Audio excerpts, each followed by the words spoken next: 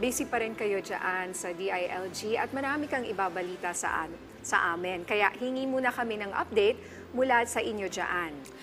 Tama ka dyan, Nina. So, work never stops for us, di ba? Suportado ni DILG Secretary Benhur Abalos ang inilabas na executive order ni Pangulong Ferdinand R. Marcos Jr. para sa paglikha ng special committee na tututok sa mga issue ng lesbian, gay, bisexual, transgender o LGBTQIA+ community. Ayon kay Secretary Abalos, ang paglagda sa EO number 51 series of 2023 ng Pangulo ay isang matapang at malugod na hakbang dahil kinikilala nito ang pangangailangang protektahan at isulong ang mga karapatan ng mga Pilipino anuman ang kasarian at sexual orientation.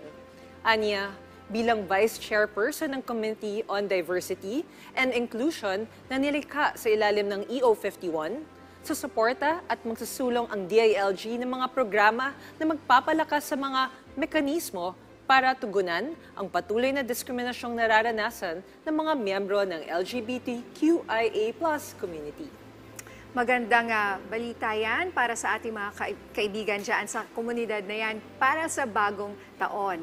At ito naman, Yusek Marge, maganda ring balita dahil kamakailan ay nanumpa bilang mga bagong miyembro ng PNP ang mga dating miyembro ng MILF at MNLF.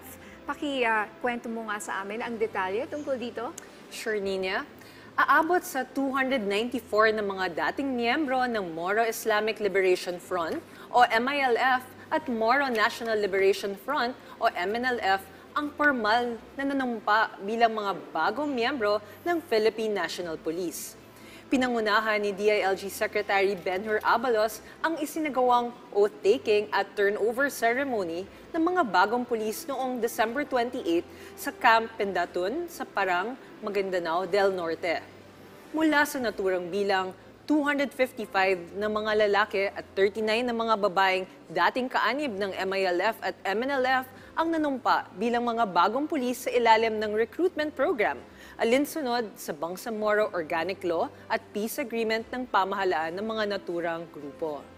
Ang kabuuang 294 na mga bagong pulis na ito ay itatalaga sa Police Regional Office, Bangsamoro Autonomous Region, para punan ang nasa 400 slots na inilaan para sa MILF at MNLF recruitment program para sa taong 2023.